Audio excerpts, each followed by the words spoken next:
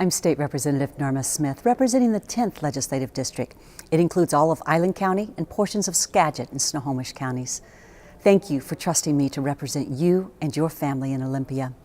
We're about 4 weeks into the 2011 legislative session.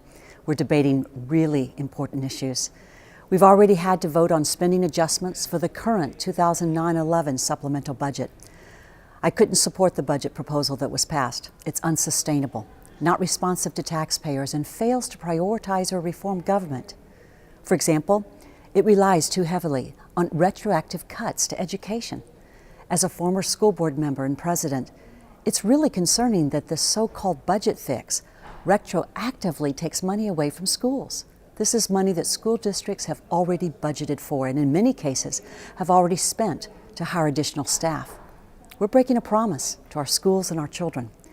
I believe the House Republican proposal offered a better alternative by making education a priority and eliminating poorly managed and costly programs the state continues to operate. Check out the editorial from the Everett Herald on Tuesday, January 25th for a good comparison of the proposals. They agree. Serious changes are needed. Instead, the proposal passed is going to make it increasingly difficult to put us in a position to adopt a sustainable budget in the future. Majority Party budget writers continue to push spending decisions into the next biennium. That's not sustainable. 3 bills I've prime-sponsored this year continue to move through the legislative process. The State Government Tribal Affairs Committee passed Bill 1150. That would require state agencies to allow 7 calendar days for an employer to correct a violation before any fines or penalties can be imposed, so long as the violation doesn't hurt or endanger the public or employees.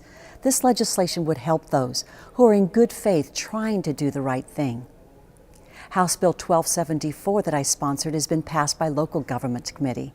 This bill would increase the population threshold for rural public hospital districts so they can continue entering into cooperative agreements with one another, helping to meet district needs. This is essential for providing necessary medical services to small communities with limited resources. And thirdly, the House Agriculture and Natural Resource Committee is still considering my bill 1152. This bill would apply to lands on which livestock graze or seek feed in pastures, fields, or rangeland. Currently, the Department of Ecology can fine someone if they think an action could potentially create a problem. This bill states that the DOE, Department of Ecology, must first determine that a problem exists due to the presence of livestock, and then offer assistance to resolve the matter prior to a penalty. I'm working with all the stakeholders on some changes to keep this bill moving through the process.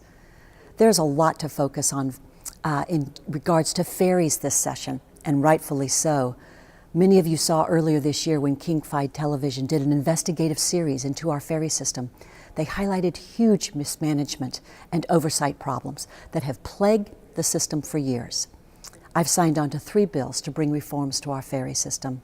House Bill 1511, which is a fairness in bargaining, 1512, which addresses operating efficiencies, and 1516, which requires performance accountability from management. Our decisions concerning these issues need to be fact-based, fair to Washington taxpayers, and ensure efficient and reliable service on our state marine highways. These bills are a step in the right direction. I'm also encouraged in my meetings with union representatives as they've expressed their commitment to be a part of a sustainable solution for our marine highways. Please feel free to contact me anytime. I look forward to hearing your ideas, and I assure you that while there will be times when we may or may not agree, I truly believe the best solutions often come from the respectful deliberations and collaborations of many differing viewpoints. Thank you for allowing me to serve you in the Washington State House of Representatives. I'm Norma Smith.